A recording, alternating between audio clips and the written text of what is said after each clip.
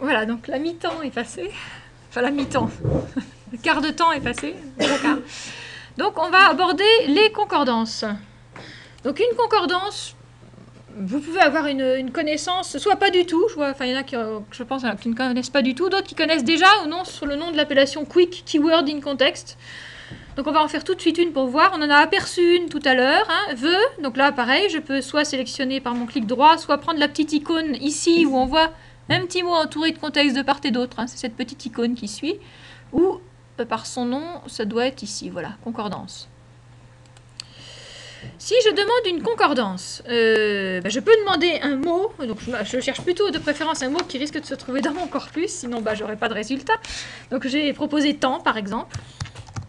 Je peux taper le mot temps, mais je veux savoir de quoi, comment on parle du temps dans mon corpus. Est-ce que c'est les temps sont difficiles? Est-ce que c'est de mon temps? Voilà, donc je peux taper le mot temps. Donc on va commencer par une concordance très simple et je vais chercher ce mot dans mon corpus the. Je vais réétendre ma fenêtre ici.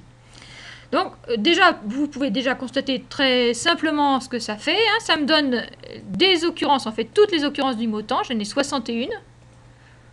Le mot temps est apparu 61 fois, donc la graphie temps, là, avec, dans différents contextes. Hein. En même temps, il nous faut continuer à abaisser, etc. En notre temps, par le temps, en d'autres temps, etc. Cette disposition est un peu particulière. J'aurais pu aussi revenir à l'édition et dire, comme dans un bon vieux Word, hein, je cherche le temps, et il me l'aurait mis en jaune, et j'aurais été d'une occurrence à l'autre. Donc, c'est une autre forme de retour au texte. On est d'accord, on voit le texte dans les deux cas. Alors, pourquoi avoir deux formes de retour au texte? Qu'est-ce que celle-ci? On va voir la complémentarité de ces formes. Celle-ci, déjà, ce qui est clair, c'est qu'il y a une disposition qui est un petit peu travaillée, une disposition en tableau. Qu'est-ce qu'elle va faciliter, cette disposition? Elle va déjà mettre tout... On voit très clairement où est le temps, si je puis dire. On le voit tout de suite du premier coup d'œil. Si j'avais mis quelque chose qui pouvait varier, par exemple des occurrences de être, quand on avait vu, on les voyait, même si elles avaient des formes différentes, comme elles étaient bien empilées les unes sous les autres, quand j'ai cherché être tout à l'heure, je les voyais très bien. Je peux trier sur les colonnes, et ça va être un truc très important. Si je clique sur la colonne, et que je trie à droite, j'ai tous les temps suivis d'une ponctuation d'abord, mais je descends un peu. J'ai le temps de travail, pouf pouf, je le vois parce que c'est répété l'un sous l'autre, j'ai exactement la même formulation qui apparaît, et donc ça me le met en évidence. J'en ai eu que deux pourtant, là, mais je l'ai vu tout de suite. Donc visuellement, ça va me mettre en évidence des régularités d'apparition. Qu'est-ce que j'ai d'autre comme répétition? Le temps que, alors le temps, etc. J'ai à peu près tout. Le temps à gauche. Le temps pour le tri droite. Je peux faire pareil à gauche. Le temps qui vient, le temps qui passe. J'ai un peu sauté, mais j'avais aussi des constructions. Le temps qui, les temps qui. Alors du temps, perdre du temps, réduction du temps de travail. J'ai aussi réduction du temps de travail, réduction du temps de travail. Prendre le temps, pris le temps en même temps. Bon, finalement, j'ai aussi une petite locution. Temps, c'est pas forcément toujours philosophiquement la notion du temps qui passe, hein, ça peut être aussi en même temps, je balance mon discours, etc. Et en même temps, finalement, j'en ai beaucoup, dites donc. Là, je le vois tout de suite en triant à gauche. Ça me saute aux yeux. Alors que si j'avais été d'une occurrence à l'autre dans mon texte, bon, je l'aurais vu une fois, bon, je l'aurais vu deux fois, je l'aurais vu à 5 fois quand même, là, peut-être j'aurais vu. Là, je parcours rapidement ma liste, je le vois tout de suite. En même temps. De notre temps. Les problèmes de notre temps. Bon, là, si j'avais parcouru mes 50 années de discours de la République française, j'en ai que 2 occurrences, je les aurais peut-être pas vues. Alors peut-être, ça m'intéresserait de savoir, oui, le temps, où est-ce qu'il est notre temps? Je vois que c'est 2 textes différents, mais alors je suis bien avancée parce que 0022 et 003, quand même, c'est pas très clair, hein. Vous êtes d'accord avec moi? Bon, on va imaginer qu'ils sont par ordre chronologique, mais donc c'est peut-être plutôt De Gaulle et 22, Pompidou, Giscard. Bon, alors on va changer ça, parce que franchement, ici... Et d'ailleurs, dans une concordance, c'est très important, on regarde le contexte local, mais on a toujours besoin, pour interpréter, de savoir d'où ça vient. Je m'en suis aperçue aussi, enfin, c'est quand on l'utilise qu'on s'en aperçoit, hein, pas seulement quand on est concepteur, quand on l'utilise, on connaît ces textes, etc. C'est très important de savoir dans la bouche de qui, par exemple, ça a été prononcé. À quelle époque?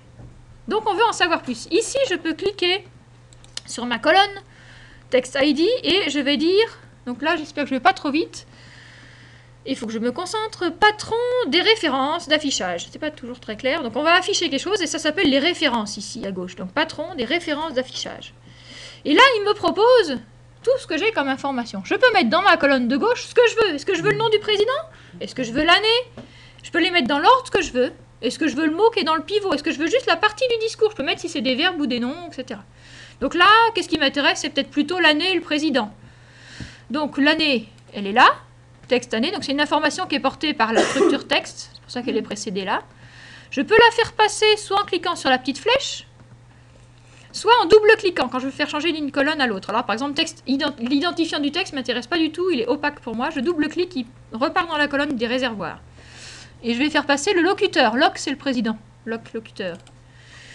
Donc j'ai l'année et le locuteur. Je peux changer l'ordre. Moi, je pense que je vais mettre année avant locuteur, parce que si je trie sur cette colonne, locuteur par ordre alphabétique, ça m'intéresse moyen, alors que année par ordre alphabétique, ça va bien marcher. Je le sens comme ça. Mais je peux changer. Et juste au niveau de la codification, mais ça c'est peut-être dans l'import du... Oui. Tout ce qui est année, locuteur, etc., ça c'est codé a priori dans voilà. le texte avant l'import. Oui, et typiquement, ça c'est des informations qu'on appelle des métadonnées. C'est-à-dire que sur le texte, je vais pas mettre sur chaque mot, c'était De Gaulle qui l'a dit, c'est De Gaulle qui l'a dit, c'est De Gaulle qui l'a dit. Je vais mettre sur le texte entier, sur les vœux de 1968, je vais dire, 68 c'est encore De Gaulle, je sais pas, 65. Sur les vœux de 1965, je vais dire, c'est De Gaulle qui l'a dit, qui les a dit en 1965. Donc j'ai une métadonnée. Dans mon import ici, je pense que c'était un import de TXT plus CSV, ça veut dire que je me suis fait un petit tableau Excel, où j'ai dit le fichier qui s'appelle 01 texte.txt, dans lequel j'ai le texte de De Gaulle, locuteur, De Gaulle, année, 1965. Et je mets le nom des colonnes que je veux. Donc là, j'ai mis loc. Le nom de colonne que j'avais mis, c'était loc. Donc ça fonctionne pas en ligne étoilée en fait. Voilà. Alors, si tu fais un import Alceste, il va reconnaître tes étoiles et il va les faire en métadonnées. D'accord. Si tu les as mis en... Voilà, il les prend en métadonnées. Il va dire les étoiles de Alceste, c'est des métadonnées de texte pour moi. Et donc, il va les reconnaître et il va te les proposer à cet endroit-là. C'est le même rôle, effectivement, que les métadonnées étoilées de texte de Alceste. Donc là, année log, donc je peux choisir, vous avez vu, là j'ai des flèches qui me servent à changer l'ordre. Je peux choisir dans quel ordre je les mets, parce que le tri, après ça, ça va jouer sur mon tri. Enfin, ça peut, après ça, j'ai vu qu'il y avait une propriété de tri derrière, mais je crois qu'on va pas... On va se contenter des propriétés d'affichage, là. Voilà. Donc, année et locuteur. Il faudra peut-être que je vois les propriétés de tri, quand même. Qu'est-ce que ça fait si je trie? Oui, ça a l'air de bien se passer.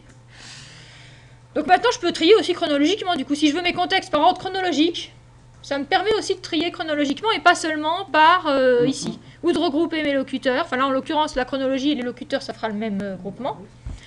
Mais donc là, vous imaginez bien que si j'ai mis beaucoup de métadonnées, je vais pouvoir grouper par genre, je vais pouvoir voir d'où vient ce truc-là. Enfin, grouper ou voir d'où vient le propos. Ou si j'ai une occurrence qui me semble bizarre ici, alors une occurrence que je comprends pas bien, mettons, je sais pas, je n'ai aucune qui, je comprends tout, mais bon. Restaurer l'autorité de l'État, restaurer les valeurs de la République, le temps est venu de déployer. Bon, mettons que je me dis, mais quand même, c'est un peu court ce contexte, il parle de quoi en fait à cet endroit-là? C'est court quand même, un contexte de concordance. Je peux double-cliquer sur la ligne. Je reviens au grand contexte, avec mon occurrence en rose. Donc là, je reprends, j'ai mon contexte de concordance qui était là, restaurer l'autorité de l'État, restaurer les valeurs de la République, mais je peux voir ce que j'avais au-dessus et ce que j'avais en dessous. Je peux voir là que j'étais plutôt au début du texte. Là, mon édition, elle est complémentaire parce que je vois que mon occurrence était plutôt en début de texte. Je reviens à mon espace de texte habituel. Dans une concordance, donc on va pouvoir les voir ensemble, si vous vous rappelez la manœuvre, je tire mon onglet en bas. Voilà, hop. Là, je vais réduire ça. Je vais double-cliquer, encore une autre manœuvre. Je double-clique ici sur cet onglet pour avoir tout l'espace pour mes résultats. D'accord? Et on fait marche arrière, pareil. Double-clic sur l'onglet. Je retrouve mes deux autres zones. Double-clic sur l'onglet, là, parce que vraiment, je vais vraiment avoir besoin d'espace pour mes résultats. Je retrouve tout mon espace. Donc ici, je peux... Et là, c'est ça qui est très chouette ici, c'est que je peux cliquer sur n'importe quelle ligne, ça s'affiche en dessous direct. Vous avez vu? Donc là, je peux travailler dans une concordance et revenir comme je veux au texte intégral et l'avoir sous les yeux. Donc, mes contextes, là en fait, à la fois, du coup, maintenant que j'ai accès à ce grand contexte ici, peut-être que j'ai envie de raccourcir ce contexte gauche qui m'encombre bien et qui fait que mon ascenseur, là, il se balade. Donc, je peux aussi régler sa taille ici avec soit un clic droit, un clic contextuel sur le contexte où j'ai définir la taille des contextes. Taille du contexte gauche, je vais le mettre à 5 pour voir plus facilement ce qui se passe. Voilà, par exemple. Comme ça, je vois mieux peut-être ma concordance. Si c'est trop court, je peux le remodifier. Et je peux le modifier dans ma préférence globale. Si je veux qu'à chaque fois que j'ai une concordance, je mette un contexte à 10, je crois que je vais choisir ça maintenant. Je vais dans les préférences. Vous avez compris ce petit scénario des préférences, hein? Et là, les concordances, je peux dire, moi, à chaque fois que j'ai une concordance, allez, je mets quoi? 8. Puis on verra si je serai contente. Apply. Donc maintenant, donc celle-là, ça n'a pas changé celle-ci, mais la prochaine fois que je fais une concordance, il va me donner 8 mots. Comme j'ai réglé ma préférence globale, ça va dire que par défaut, si je lui dis rien, il me fait un contexte à 8, alors que là, il m'avait fait un contexte de 15 mots à gauche, 15 mots à droite. Donc sachant que ici, ça va me servir surtout à voir les régularités de voisinage proche. Hein, je trie à gauche, aucun temps, autre temps, dernier temps, etc. Réduction du temps de travail, je suis très contente de celui-là, hein, on le voit bien apparaître. Que je peux trier à droite, etc. Donc vous avez vu déjà plusieurs paramètres de la concordance, je ne sais pas si tout le monde suit, hein. Qu'est-ce que récapitulons un petit peu. Qu'est-ce que je vous ai montré? Je vous ai montré que c'est une autre lecture hein, grâce à une disposition très particulière des contextes. Ça, on est d'accord, on l'a vu. Disposition particulière, mais qui a certains effets heuristiques visuels recherchés. D'où aussi, ça c'est. Moi, je me suis battue, je ne sais pas si vous avez connu, je suis une grande théoricienne des concordances. J'espère que. Non, enfin, j'ai fait quelques articles où vraiment j'expliquais que il y a vraiment des propriétés particulières qui sont très efficaces pour lire cet alignement, cet empilement, la possibilité de trier, la possibilité d'avoir des références globales, qu'on n'a pas toujours dans ce qui s'appelle quelquefois les quicks ou les concordances. Quelquefois, la concordance, c'est des mots dans leur contexte. Je pense que Frantex, c'est plutôt ça. Il n'y a pas forcément l'empilement vertical. C'est une autre forme de retour au texte. Mais je me suis un peu battue, entre guillemets, pour dire, moi, il me semble que c'est intéressant d'après les concordances, précisément, ceux qui vérifient toutes ces propriétés et qui, du coup, s'utilisent d'une certaine manière parce qu'on a toutes ces propriétés. Et par exemple, la taille du contexte, ici, dans une concordance, c'est pas un paramètre, comment dire, où j'ai envie de l'étendre beaucoup. Typiquement, une concordance, c'est très mal lisible. On a du mal à suivre une ligne très longue. C'est pas fait pour faire une lecture en longueur. C'est fait pour voir des contextes courts. Donc, le paramètre de le réglage de la taille de la concordance, il n'y a pas besoin de le faire très raffiné au sens d'aller très loin. Parce que ce sera important de garder cette disposition sur une seule ligne. Ça, par contre, pour moi, il me semble que c'est très important pour voir les effets d'empilement. Si vous faites une concordance, vous pouvez aussi faire une concordance où vous empilez le pivot, mais vous avez des retours à la ligne dans la colonne. Ben ça, c'est moins lisible. Enfin, en tout cas, c'est pas lisible de la même manière pour le même recherche. Donc, il y a des paramètres qu'on va... Du coup, ça implique certaines contraintes. Hein, et on va spécialiser différentes formes de retour au contexte. Le retour à l'édition complète. On peut avoir l'extraction de contexte, qui est très intéressante pour lire plus facilement des passages. Et on les classe, par exemple, thématiquement. Je veux les classer, machin. Et là, ça va être bien pour voir ce qui se passe au voisinage très proche du mot. Et voir de façon très groupée, très synoptique. Par contre... Ici, on a mal les effets de regroupement. Si par exemple, j'ai une formulation un peu rhétorique du temps de nos ancêtres, du temps de machin et du temps de truc, je vais les avoir les uns sous les autres et je ne vais pas voir qu'ils sont tout proches, alors que les trois occurrences d'après sont dans trois textes différents. Ou je vais les voir parce qu'il y a le temps qui va apparaître juste après ici, ça va me gêner parce que ça va se répéter un petit peu. Je vais plutôt être gênée et je verrai mal le positionnement dans le texte.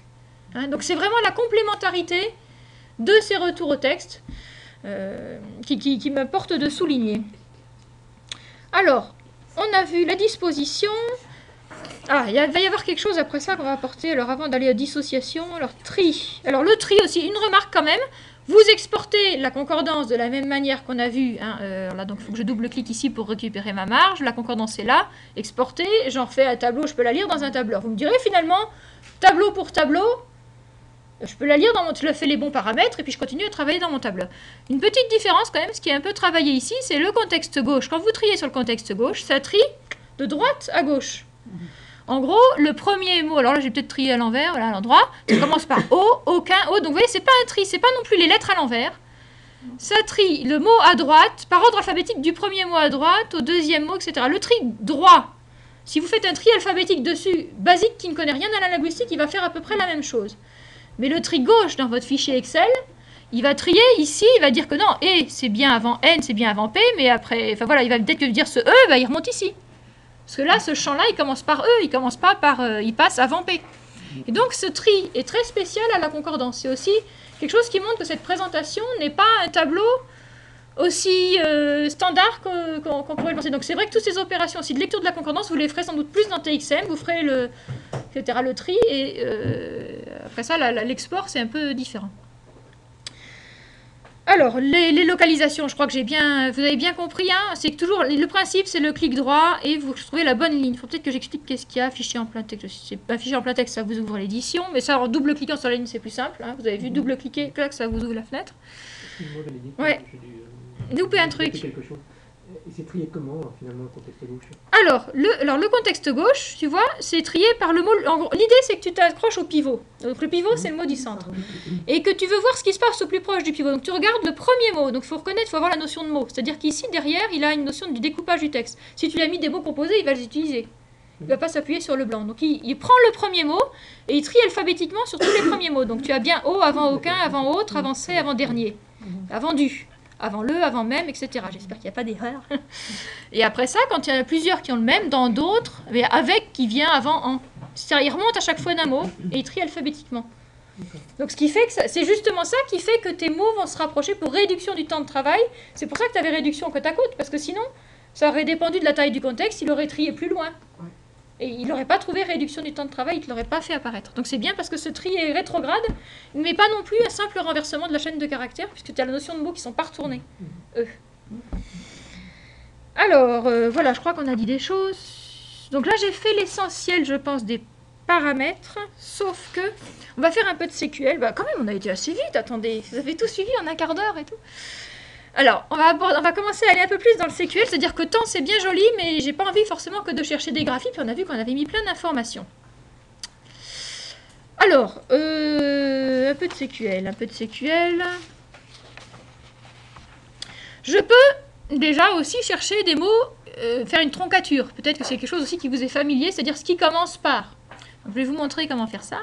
Je vais vous donner éventuellement, ce que je vous le donne tout de suite, je ne vais pas vous tenir la dragée haute pendant... Vous l'aurez comme ça, vous saurez que vous l'aurez. Un petit mémo qui reprendra son de ces requêtes-là. Et ben, on va tout faire passer. Un petit mémo où vous retrouverez des tas d'opérateurs, etc. que vous pourrez reprendre. Ces requêtes ont toutes à peu près un sens sur le corpus vœux. J'ai essayé de revoir ça, sauf certaines où j'ai mis que c'était dans tel autre corpus, parce que soit il n'y a pas, le corpus vœux n'est pas assez riche pour la montrer. Oui, c'est ça, c'est surtout ça. C'est quand le corpus vœux n'est pas assez riche. Donc, si je veux faire une troncature, donc on le verra après. Bon, je ne sais pas si à moins qu'on parcourt déjà un petit peu des choses comme ça. On le verra mieux. Ouais. Une troncature. On verra mieux cette feuille SQL quand on fera la fonction index, parce que ça nous montrera mieux les effets d'une requête. Je veux par exemple dire tout ce qui commence par souhaite, parce que finalement il y a les souhaits, il y a souhaiter, il y a... Donc je peux faire souhait, point étoile.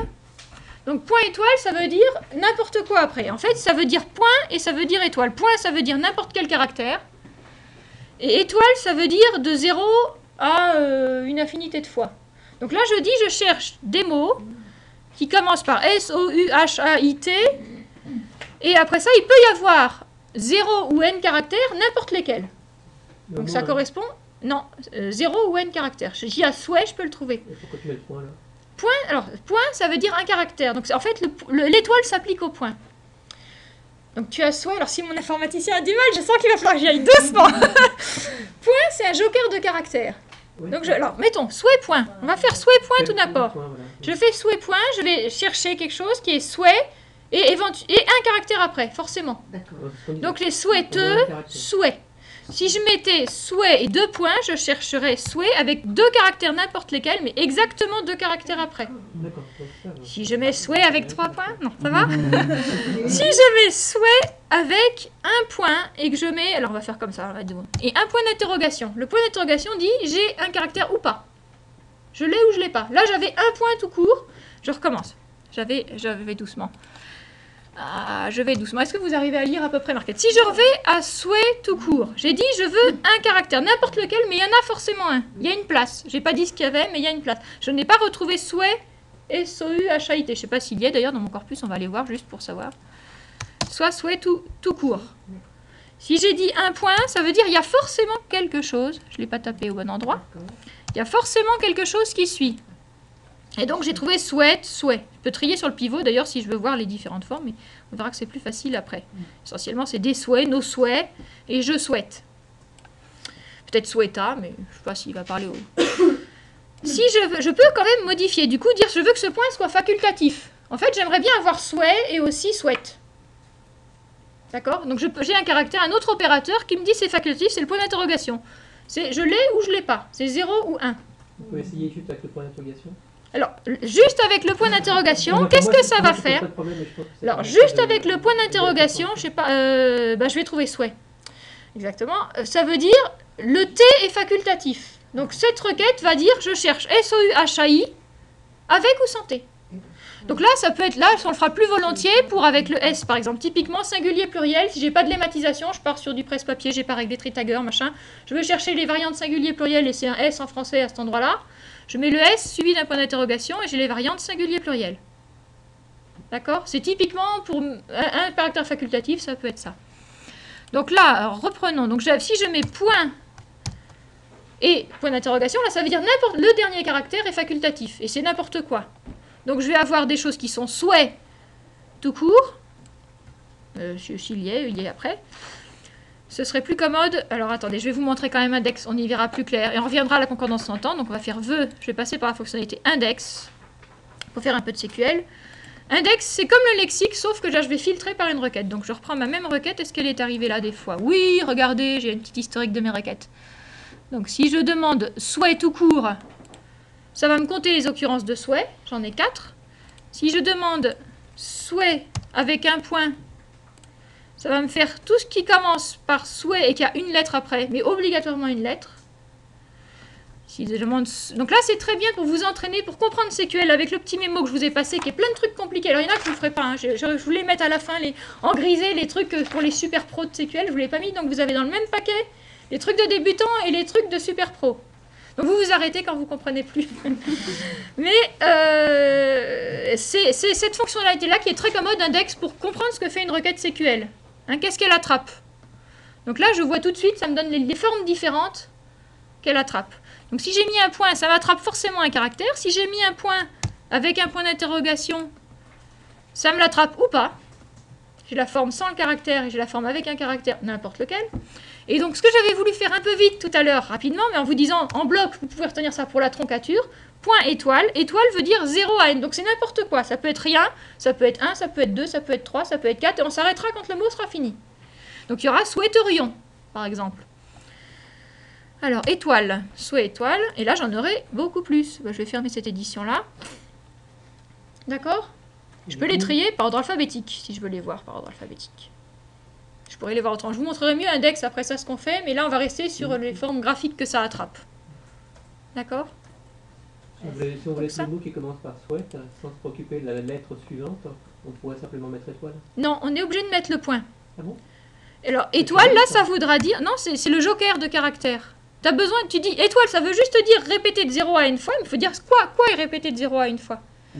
Si tu mets que étoile, ça va vouloir dire le T est répété de 0 à une fois. Ça porte sur le caractère d'avant. Tu peux mettre aussi, alors ça, tu peux mettre souhait. Souhait, c'est ça, c'est pour atchoum ou je sais pas quoi. Atchoum. Alors là, atch, avec des parenthèses, étoile, atchoum. Je peux répéter une segment de caractère. Mais là, à mon avis, souhait, étoile, là, je pense que je vais trouver que souhait. Voilà. J'ai pas le mot souhait. Étoile va dire je répète 0, c'est facultatif, c'est pas obligatoire et ça peut être répété. Donc si vous voulez retenir, c'est peut-être un peu compliqué, c'est très formel ça, mais en tout cas retenez. Revenons.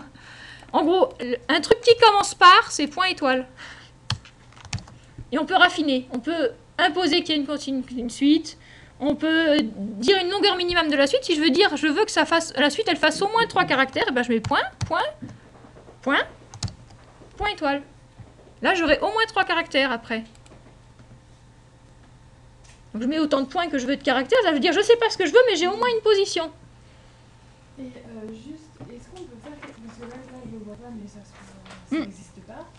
Le tiret du 8, pour réunir deux mots et les considérer comme un seul, et du coup, avec la concordance, on alors, comme une expression. C'est ce qu'on disait. Soit, si vous faites, je pense que c'est dans Alceste, vous avez peut-être déjà préparé vos corpus comme ça. Donc, il faut peut-être s'assurer juste que dans l'import TXM, ça passe comme une unité, que le tiret du 8 soit pas un séparateur. Donc, je pense que dans l'import Alceste, il a dû faire en sorte que ce tiret du 8 soit pas un séparateur et qu'on considère bien que ça fasse une seule unité.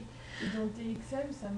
Et bah du coup, après ça, ça va faire partie du mot. Alors là, je pense pas que j'en ai, mais là, j'ai le droit de chercher des mots. Donc, des mots qui contiennent tiret bas, mais je pense pas que j'en ai ici. Alors, est-ce que... Veut, pourtant, il vient d'Alceste, mais il n'avait pas d'unité composée, donc je pense pas qu'il ait de tiret bas. Mais un mot qui contient un tiret bas, c'est point étoile n'importe quoi, un tiret bas, point étoile. Là, je pense que j'en ai pas.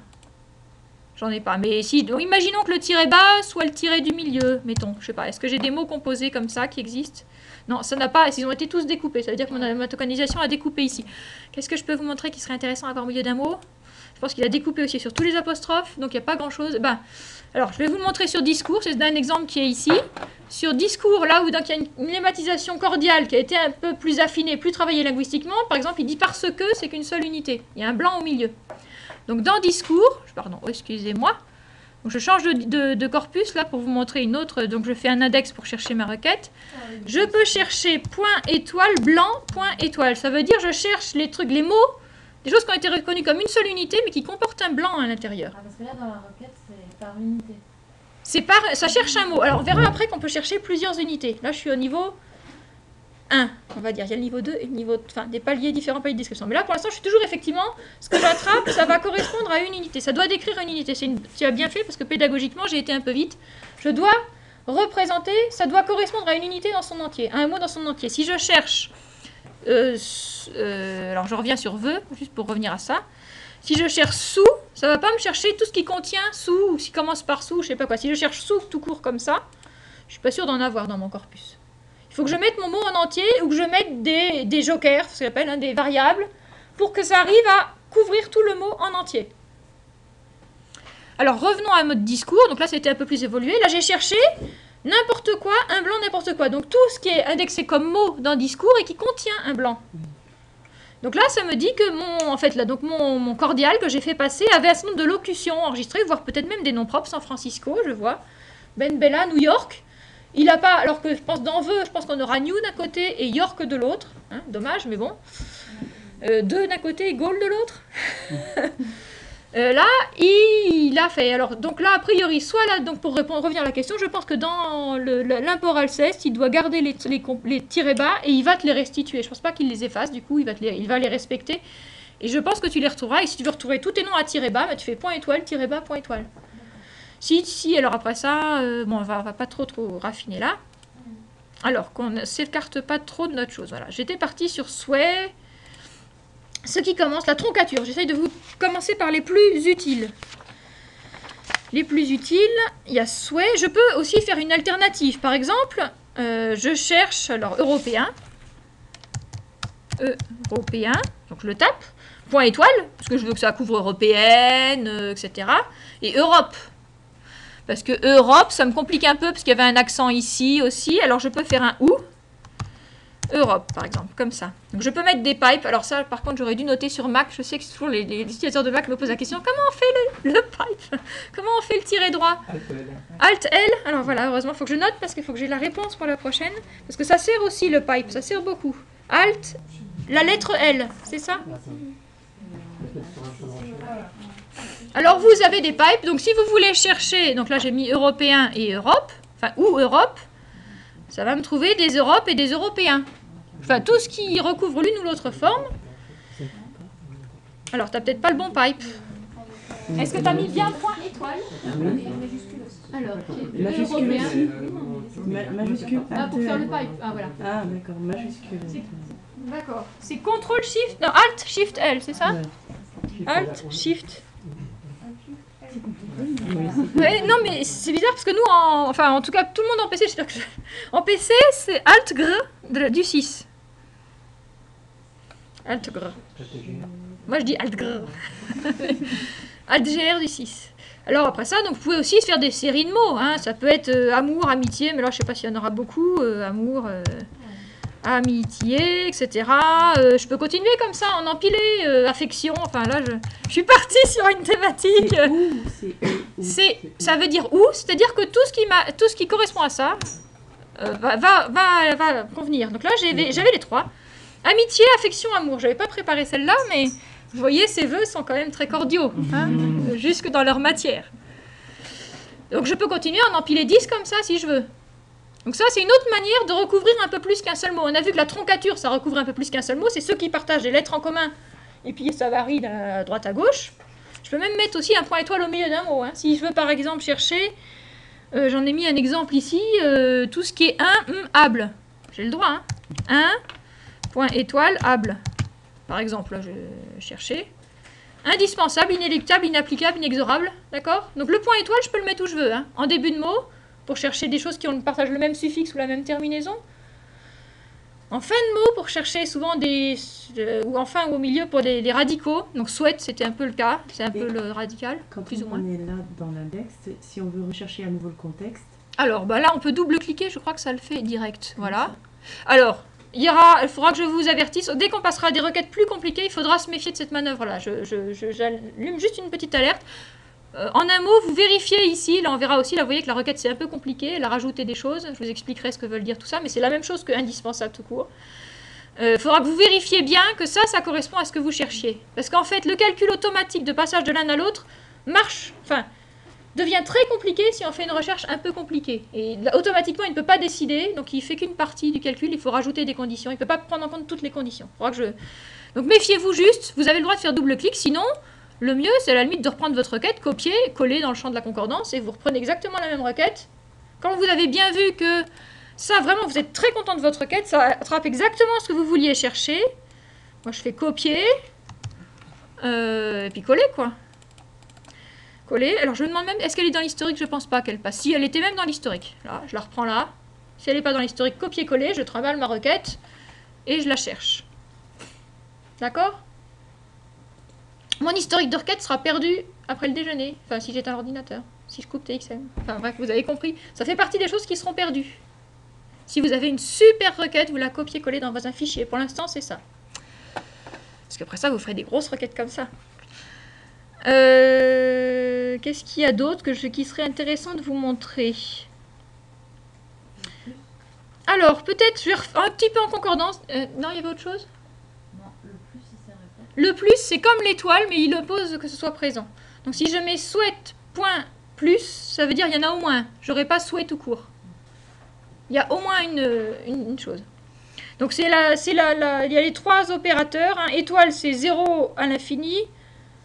Point d'interrogation, c'est 0 à 1.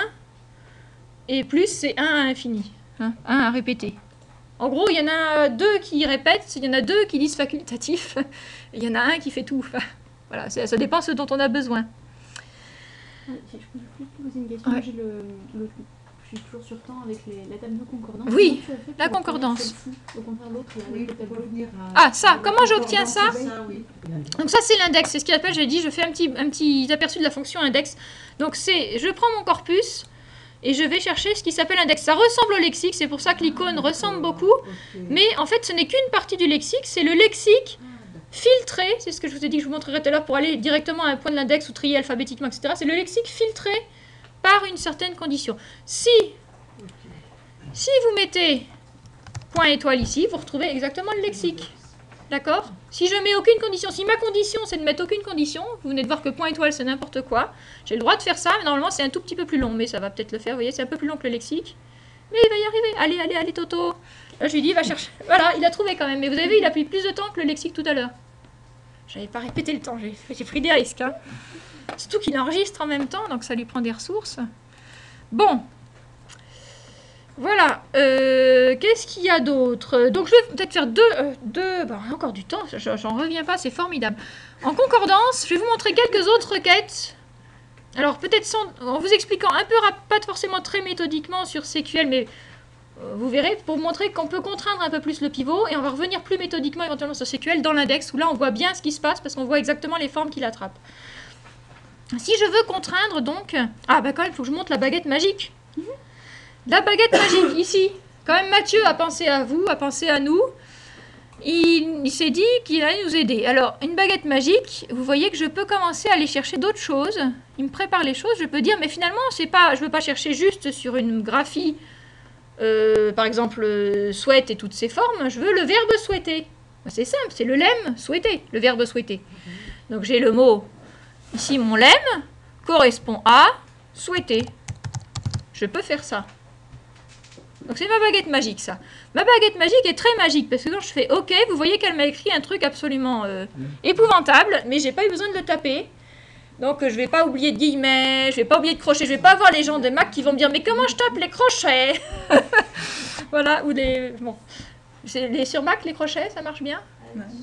Ça marche bien. Bon, donc voilà, mais on peut s'en sortir comme ça. Donc là, Ça m'a tapé quelque chose qui est un peu plus complexe, mais qui va m'attraper, on va faire tout de suite, hein, chercher. Là, j'ai tout ce que... Donc ça correspond exactement à... Je cherche tous les mots de mon corpus qui portent comme information de lemme souhaité. D'accord? Si j'avais mis lemme, je peux mettre... Alors je sais pas si je vais un peu... J'ai pas encore... Je vais un peu vite. Hein. Lemme souhaite point étoile. Bah, j'aurais peut-être le lemme souhait aussi. Le non souhait. Alors je souhaite nos souhaits. Voilà. Je pense que là le lemme c'est souhait. Si tout s'est bien passé dans l'étiquetage. Donc là, le lemme, je peux chercher une valeur exacte de lemme. Ou je peux chercher... Je peux remettre tous mes petits opérateurs de variation. Je peux chercher plusieurs lemmes. Vous avez vu, je peux chercher souhaiter. Et qu'est-ce que je peux dire? Dire, enfin dire c'est un peu général. Souhaiter, je peux mettre un ou quoi. C'est ça que je veux dire. Le lemme souhaiter ou... je sais pas moi, veiller. Est-ce que j'ai des veilles? Je trie sur pivot pour voir le V tout de suite. Ah bah non, j'ai pas de veillée. J'ai pas de veillée. Si, veillerai. Voilà. Comme j'ai trié sur le pivot, S, V. Donc vous voyez que j'ai attrapé les lemmes souhaiter et veiller. Alors, vous avez vu ma petite manœuvre?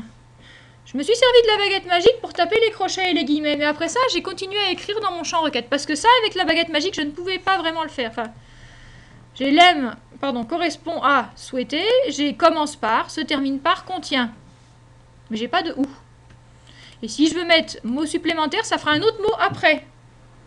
Donc pour mettre plusieurs informations, etc. sur un même mot, là, mon assistant de requête arrive à ses limites. Donc ça, ne vous dites pas, j'ai pas besoin d'apprendre SQL parce que j'ai l'assistant de requête. Essayez quand même un peu d'apprendre, ça vous permettra d'aller plus loin. L'assistant de requête vous aide à préparer votre requête et après ça, bah, vous savez, vous pouvez la modifier, l'éditer, arranger, enrichir. Alors, lemme souhaité, vous avez vu, donc c'est formidable. Maintenant, vous savez chercher n'importe quelle lemme en concordance. À peu près. Hein, avec la baguette magique surtout. Et donc, ce qui est peut-être un peu, ça peut mieux vous convenir ou pas que souhaite point étoile. Souhaite point étoile, c'était pas mal pour chercher la racine finalement. Moi, je peux aussi chercher le lemme. Puis si on n'a pas très confiance dans l'étiquetage aussi, ça peut arriver. Des fois, on sait que l'étiquetage là, il n'était pas terrible. Alors, je préfère m'appuyer sur les graphies parce qu'au moins, je vois ce que je vais attraper. Ou je vérifie un peu ce que ça donne en contexte. Alors, je peux aussi combiner des informations. Par exemple, alors, je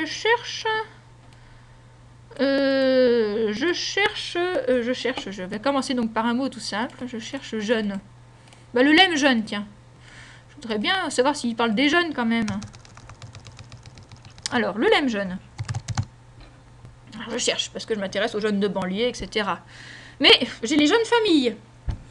Et les jeunes républiques africaines, c'est pas les jeunes du tout de banlieue, j'y suis pas, hein. Les jeunes industries, les jeunes de Saint-Laurent. Ah, les jeunes de Saint-Laurent, je sais pas qui... C'était peut-être, voilà, les marins de l'Eurydice. Bon. En fait, je voulais jeunes, non. Donc en fait, je voudrais pouvoir dire ici, j'ai le lemme jeune et j'ai une étiquette non. Attention, ça devient compliqué. Donc les crochets ici vont me dire je travaille toujours sur un mot. C'est là que j'ai dit après ça on verra comment travailler sur plusieurs mots. Vous avez peut-être déjà deviné, on mettra plusieurs crochets. Une boîte par mot. Dans chaque boîte, je dis les conditions que doit vérifier le mot à l'intérieur de cette boîte. Donc là, j'avais juste posé une condition sur le lemme, mais je peux aussi dire que je veux une condition sur la partie du discours. Et c'est là que, notamment, mon petit jeu d'étiquette va m'aider si je ne sais pas encore trop. Donc je voulais que ce soit un nom. Donc les noms, c'est NOM en fait là, les noms communs, NOM majuscule. Alors je dis et commun et commercial. Il faut que je me rappelle comment s'appelle ma propriété, c'était FR Post si j'ai bonne mémoire. Si je me trompe, eh ben ça marchera pas. Là je retape tout à la main, égal, petit guillemet, NOM en majuscule parce que c'est sensible à la casse. Si vous cherchez les mots qui commencent par une majuscule, si vous cherchez France en minuscule, c'est pas la même chose que France en majuscule. Pour l'instant, je vais vous montrer comment on peut réduire, mais là, c'est sensible à la casse. Donc, je vais vous laisser prendre le temps de taper. Donc là, j'aimerais bien ne récupérer que les noms, les jeunes noms, singuliers ou pluriels. Peut-être que si je mettais jeune point étoile, j'aurais la jeunesse aussi. J'ai pas essayé, tiens. Mais ce serait des noms. En gros, je cherche tous les noms avec un lemme jeune. Vous êtes prêtes? Donc là, sous réserve pas d'erreur de l'étiqueteur, je n'ai que des noms. Bon, il ne s'est pas trop trompé. J'ai l'impression qu'on est quand même pas trop mal. Hein. Pas de jeunes sans formation professionnelle, des jeunes, l'aspiration des jeunes, la formation des jeunes, l'insertion des jeunes. Tiens, on peut trier à gauche, vous voyez, ce serait sympa. Qu'est-ce qu'ils font pour les jeunes? L'emploi des jeunes. Hein, accueillante pour les jeunes. Alors bon, qu'est-ce qu'ils en fait pour les jeunes? Quand même, on fait des choses pour les jeunes. n'y a pas énormément de choses hein, pour les jeunes, à part l'emploi. Voilà, on trie à droite. Bon, je ne sais pas s'il y a grand-chose à droite. Là, les jeunes, il y a des tranches d'âge, de 16 à 24 ans, 16 à 18 ans, etc. Et là, j'ai peut-être des erreurs d'étiquetage, non? Je viens de voir, là. Les jeunes États, les jeunes Français. Là, 2 erreurs d'étiquetage. Peut-être qu'il y a un problème. Là, il n'a pas reconnu son truc, il a mis autre chose. Donc là, on voit aussi, donc on tombe tout de suite sur les erreurs avec ces trucs-là. Donc là, une chose intéressante, enfin 2 choses là que vous avez vues passer rapidement. La possibilité de combiner des informations, donc ça sera surtout utile pour ça. Surtout, la graphie n'est pas désambiguisée. Enfin, comment dire, le lemme n'est pas associé à la catégorie grammaticale comme il le serait, je pense, dans les entrées de dictionnaire conventionnellement. Je pense que vous avez une entrée différente ou des grandes rubriques. Enfin, c'est quand même assez bien séparé. Là, quand vous dites lemme, c'est vraiment la forme du lemme. Et donc, il y a énormément de mots en français de la même famille où le lemme du nom est homographe au lemme du verbe. Je sais pas, le boucher, vous trouverez un verbe boucher, un nom boucher, enfin bon, il y en aura des tonnes. Tous les mots en ER déjà, ça aura des verbes du premier groupe. On peut en chercher. Ou des adjectifs. Hein. Donc je vous le montre parce que je pense que c'est utile dans vos recherches. Très souvent, quand vous travaillez même en lemme, vous aurez besoin de grouper avec l'information de catégorie grammaticale. Donc ça va devoir faire cette petite opération. Là, j'avais fait aussi pouvoir ici. Ça m'intéressait de trouver sur les pouvoirs verbes et pas les pouvoirs noms, par exemple. Alors, ou les pouvoirs noms. On peut chercher les noms. Le pouvoir responsable, les pouvoirs publics, etc. Le pouvoir d'achat. Et si je veux les pouvoirs verbes, je mets VER, point étoile, puisque là, il y a toute une série d'étiquettes qui correspondent aux différents temps. Je ne veux pas trier selon le temps. Donc là, j'attrape. Je dis que la condition que je veux, c'est qu'il porte une étiquette de verbe et qu'il a comme lemme pouvoir. Et là, j'espère bien trouver mes occurrences de verbe pouvoir. Et qui ne sont pas mélangées au nom pouvoir. Et peut-être que dans d'autres analyses, j'aurais envie de les mélanger, parce que je me dirais que sémantiquement, il s'agit toujours du pouvoir, etc. ou pas. Hein, ça, je veux pas dire. Enfin, c'est bien. Faut toujours avoir à l'esprit que selon vos besoins, c'est pas toujours le lemme n'est pas forcément mieux que la graphie. Le plus sophistiqué n'est pas toujours le plus utile. Il faut savoir rebondir sur les 3. Alors, là, puisque vous êtes super en forme, je vous montre un tout petit peu de concordance très avancée. On a fait pouvoir sur le verbe. Et ce qu'on voulait dire, c'est que donc dans notre TXM, on fait beaucoup de choses. On sait vraiment utiliser très bien toutes les informations qu'on a mises. On va pouvoir l'utiliser en disant, finalement, mes occurrences, ou peut-être le être, ce serait encore plus démonstratif. Je vais faire être. Je vais donc prendre le lemme être. Alors là, on passe par la baguette magique, c'est facile. Être. Hein? Comme ça, on n'a pas besoin de retaper les crochets. Baguette magique, être. Je cherche toutes les occurrences du verbe être. Là, je me dis, c'est quand même un peu... Il y en a beaucoup, évidemment. C'est quand même un peu bêtasson, quand même. On trie par ordre alphabétique, donc on va mélanger absolument tout, parce que le verbe être, il va passer, j'aurais pu chercher aller, il y a aussi beaucoup de variations de radicales. Comme on passe d'un radical à l'autre, l'ordre alphabétique, franchement, on va passer donc de est à quoi, après? Bon, il y a beaucoup de est, il faudrait que je le fasse en index. Attendez, on va refaire en index pour voir ça rapidement. Hop, si je dis être... L'être, donc l'index, vous avez vu, c'est comme aussi un peu un raccourci de la concordance, hein. Voilà, être trié par ordre alphabétique, ça va faire est, était, étant, était, étions, être, furent, fut, sera, serait. Donc il y a un petit peu de regroupement, mais pas complètement, parce que j'aurai somme après quand même. Soyons, sont. Donc j'ai à nouveau du présent qui va se promener, ça mélange les personnes, les temps, c'est un super désordre. Donc c'est un tri qui n'est pas vraiment un tri, enfin c'est un tri conventionnel, on va dire. Si je cherche une graphie particulière du verbe être, je la trouve. Mais la logique du tri linguistique, elle n'est pas spécialement là. Dans ma concordance, je peux trier sur une autre propriété que la graphie. Je peux dire, je vais trier par temps, là, puisque je peux trier sur la catégorie grammaticale, j'ai l'information de temps. Donc je vais regrouper tous mes êtres présents, puis tous mes êtres, etc., sur les différents temps. Voilà, donc ça va faire les conditionnels d'abord, les futurs, les impératifs, les parfaits, etc. Ça va faire une démonstration, là, sur mon corpus vœux, qui va faire ce qu'elle est, mais imaginez, vous, avec un système d'étiquettes bien fichu, ou des informations bien fichues, vous allez pouvoir trier par derrière vos lignes de concordance sur une information qui fait sens pour vous. Alors, on va le faire ici pour être. Alors, je trie.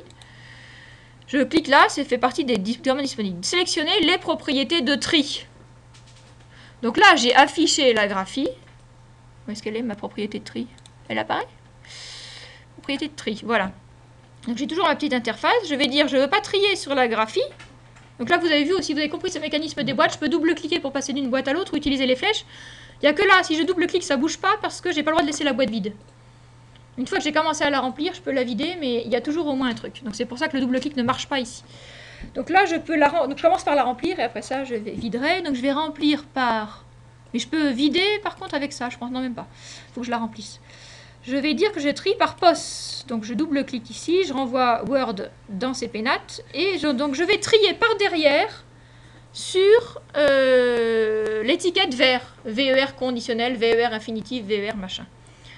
Ok. Alors si je trie, voyons, voilà. On veut bien le croire, mais en même temps on aimerait bien le voir. Donc on va aussi afficher, on va jouer sur les propriétés d'affichage. Sélectionner de propriété, je pense que c'est ça. Donc je vais afficher le Word, mais je vais lui coller au derrière sa partie du discours. D'accord? Parce que je veux voir sur quoi je travaille. Ben, il y a des noms, voilà. Donc en fait là, je n'avais pas filtré sur nom, donc j'ai les noms. Et effectivement, si je trie par partie du discours, donc par derrière, il n'a pas trié par le début de cette chaîne-là, il a trié par le début de cette chaîne-là. Il m'a bien rapproché tous les conditionnels, puis tous les futurs, puis etc. etc. D'accord? Donc ça me permet de... Alors, clé de tri, oui, il y a ça aussi. Alors, ça, clé de tri, c'est vrai que je n'ai pas expliqué. On peut faire des on peut trier d'abord sur le pivot, puis, pour tous les verbes qui sont serrés au conditionnel, trier par le contexte droit. Là, c'est pour enchaîner des tris les uns après les autres. Donc là, si je refais ça... Alors, pivot, contexte droit, normalement, il est trié... chercher... Voilà. Bon. Est-ce que je suis bien comme je veux? Futur, présent, subjonctif. Là, c'est pas trié. Faut peut-être que je... Alors ici, j'ai peut-être pas la possibilité de mettre ma propriété de tri directement. Peut-être pour les tris multiples, j'ai peut-être pas le choix de la propriété de tri. Donc là, si je reprends ma propriété de tri, si c'est pourtant bien poste, parce qu'elle me paraît pas respectée ici, quand je fais ça. Tri pivot, tri contexte droit, chercher... Si, bah c'est bon. Non? Ah non, c'est pas bon ici. Donc à revoir ça, je suis pas sûre que je puisse choisir la propriété de tri quand je choisis mes deux tris. Mais surtout, ce qui m'inquiète un peu, c'est que...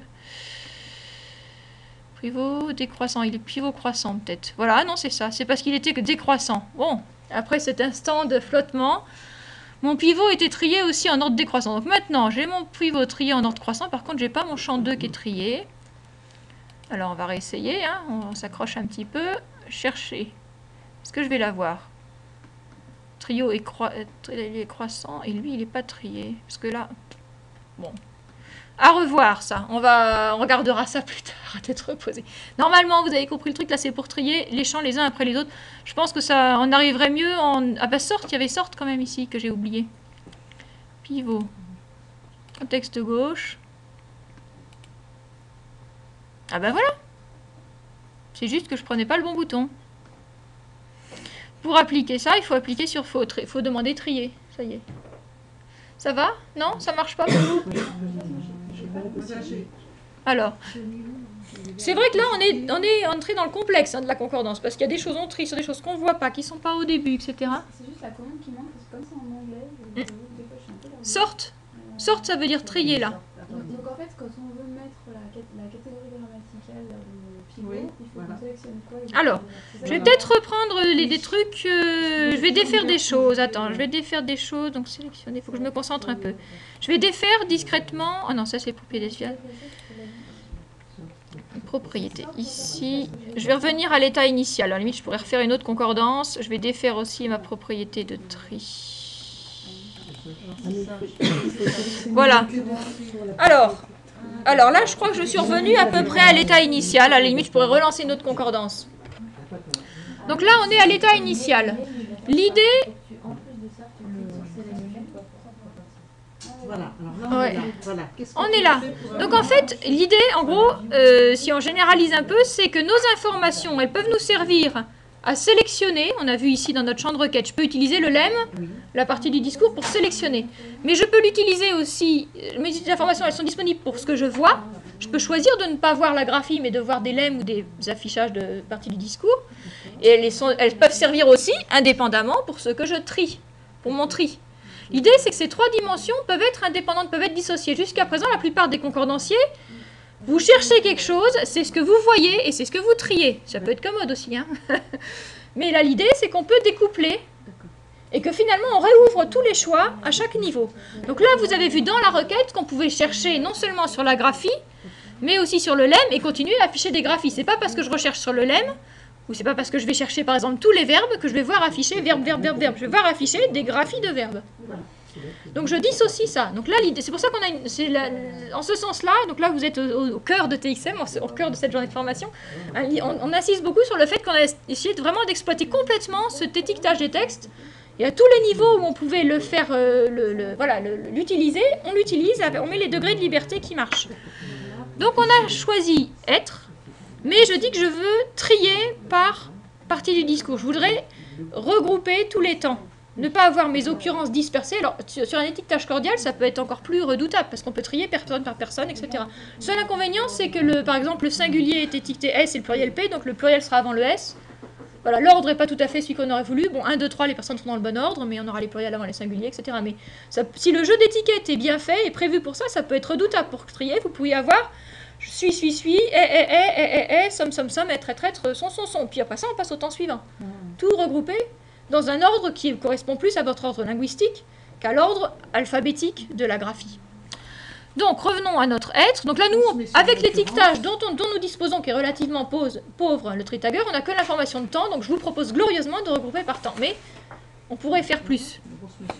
Donc, on se met sur n'importe quoi, sur le tableau. Dans le tableau, je pense plutôt dans la colonne pivot. D'accord. Dans la colonne pivot. Je clique droit.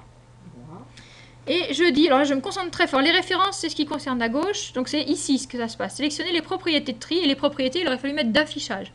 Donc, les propriétés de tri. Sélectionner les propriétés de tri. Donc, dans les propriétés de tri, ce que j'avais jusqu'à présent, c'était Word. C'est-à-dire que ça triait sur la graphie. Et là, je vais lui dire, c'est pas sur la graphie, c'est pas le lemme non plus que je veux, c'est la...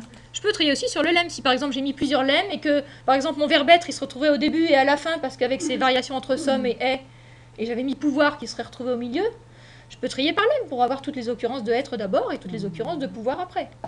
Ça peut m'être utile. Mais là, je vais trier par partie du discours. Je pense même, là, ce que je vois d'après mon interface, je peux même peut-être trier en cascade sur plusieurs propriétés. Je peux peut-être trier par lemme, puis partie du discours. Vous voyez, là, je peux les empiler dans le bon ordre. Mais là, bon, on va peut-être pas compliquer. Hein. On trie sur partie du discours. Donc là, ce que je dis souvent, donc on peut le laisser comme ça, et c'est peut-être comme ça qu'on terminera, mais souvent pour contrôler le tri, pour se rassurer, pour comprendre ce qui se passe, je vais afficher mes parties du discours aussi, pour les avoir sous les yeux, pour bien comprendre ce qui s'est passé. Donc c'est là que je reclique sur ma colonne, et que là je dis sélectionner les propriétés, qui devraient c'est-à-dire les propriétés d'affichage. Et là, j'affiche toujours la graphie, mais je vais lui coller au derrière la partie du discours, parce que si j'affiche que la poste, c'est pas très lisible non plus. Donc je vais mettre les deux, pour les voir. Et c'est là que je retrouve, c'est trié là-dessus, mais j'affiche à la fois la graphie et la partie du discours. D'accord ? Mais donc mon tri n'est pas simplement sur la chaîne de caractères qui est dans cette colonne. Elle est sur une information. En gros, j'ai une sorte de double tableau par derrière. Ils sont accrochés par derrière, ils ont mis des petits drapeaux devant. Hein, et alors ils montent, ils descendent avec leur drapeau. On voit le drapeau, mais c'est pas sur le drapeau que c'est trié, c'est sur l'information qui est derrière.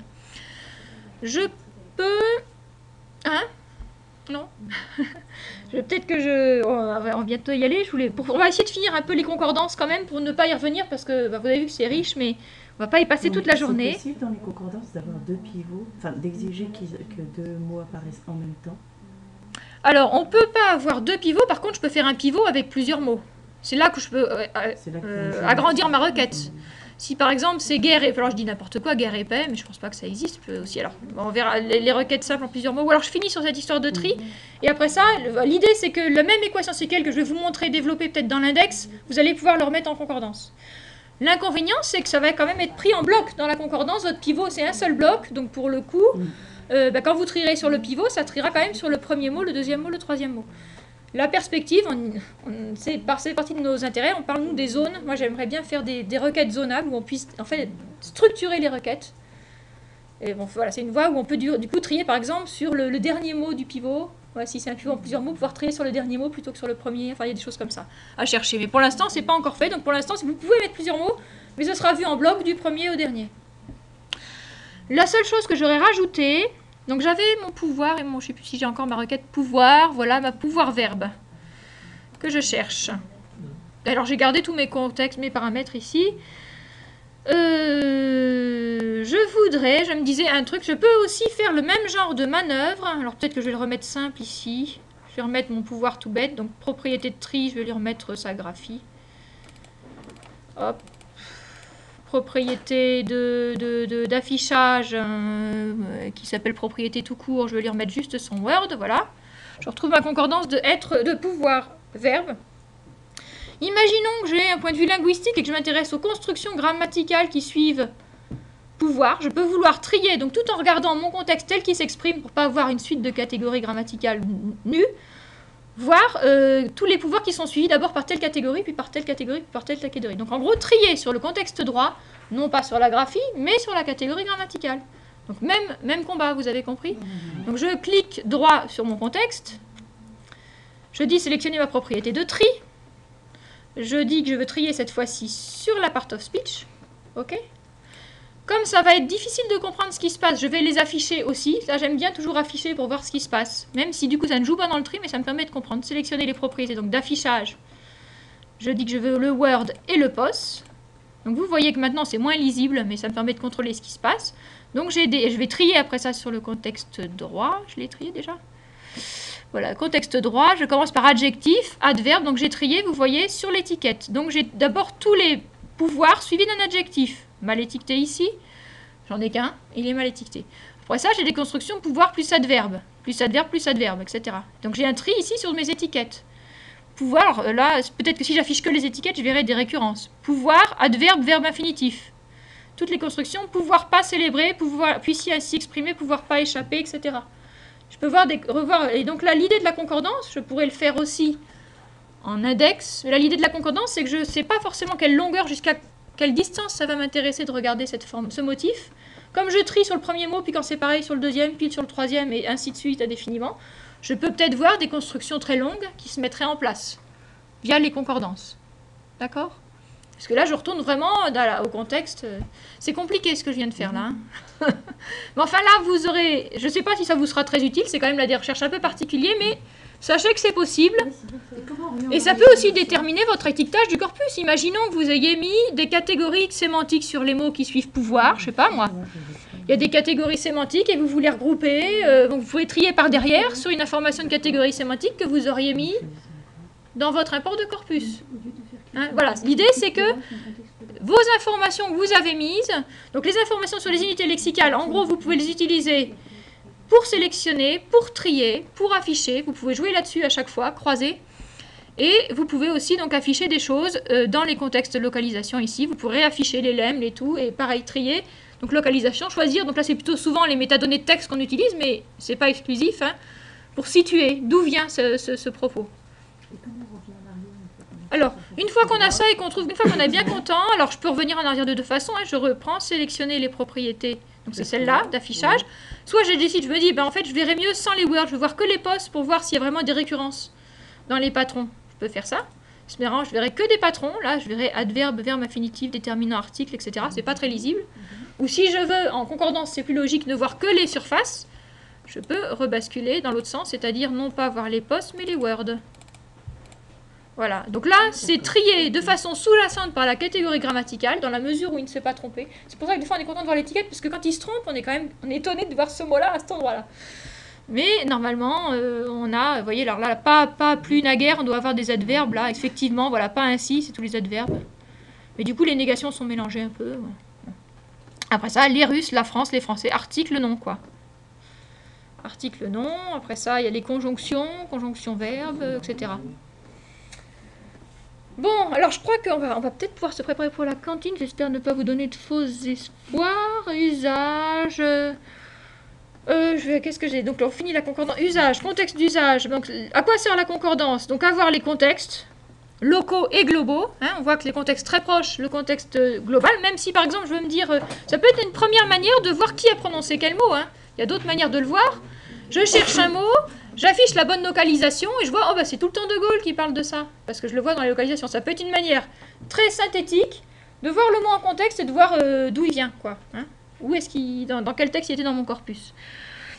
C'est une vue qui est très dense. Hein, j'ai vraiment un regroupement des occurrences de mon mot par rapport à l'édition. Donc c'est pour ça qu'on a choisi, je pense c'est là quand on fait le lien hypertexte, quand on était dans le lexique et qu'on veut dire dans quel contexte apparaît ce mot-là, on bascule vers la concordance parce que là on a tout de suite 20 exemples d'usage du mot. Alors qu'on l'aurait basculé vers l'édition, ben, en général tu as une occurrence, 2 occurrences par page.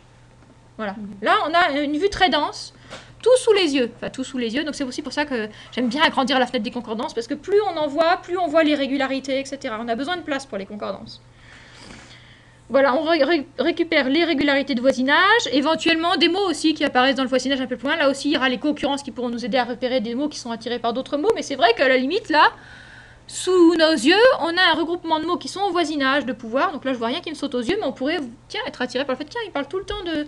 Quand je lui mets guerre, il parle de paix. Quand je lui mets... voilà. On pourrait voir apparaître d'autres mots au monde, à venir, ou je sais pas, des choses qui résonneraient ensemble. Parce que là, comme ils sont tous regroupés les uns à côté des autres, même si ça ne s'enchaîne pas directement, on peut voir des choses comme ça.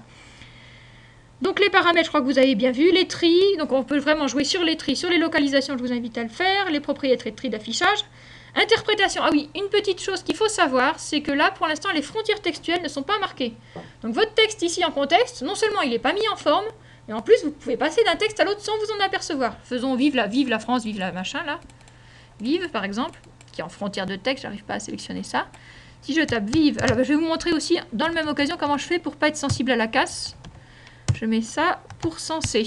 Ça fait vive en majuscule, en minuscule, en tout ce que je veux. Ah bah là, il n'a pas enchaîné sur l'autre texte, ça alors. D'habitude, il enchaîne sans brancher sur l'autre texte. Tiens, ils ont peut-être changé quelque chose dans le... Mathieu a peut-être fait quelque chose. Donc je voulais vous attirer votre attention, donc à voir. Ce que je dis est peut-être faux, mais jusqu'à un certain temps, on enchaînait sans brancher sur un autre texte. Alors ça peut être peut-être pas sur l'autre texte du coup, mais méfiez-vous au moins sur une autre structure. Par exemple, vous êtes en train d'analyser des transcriptions de dialogue. C'est Roméo et Juliette. Vous cherchez un mot chez Roméo. Vous demandez qu'il soit chez Roméo dans votre requête. Votre contexte, il peut très bien contenir des mots de Juliette. Parce que le contexte, après, il continue, lui, il ne s'occupe pas des frontières. Hein.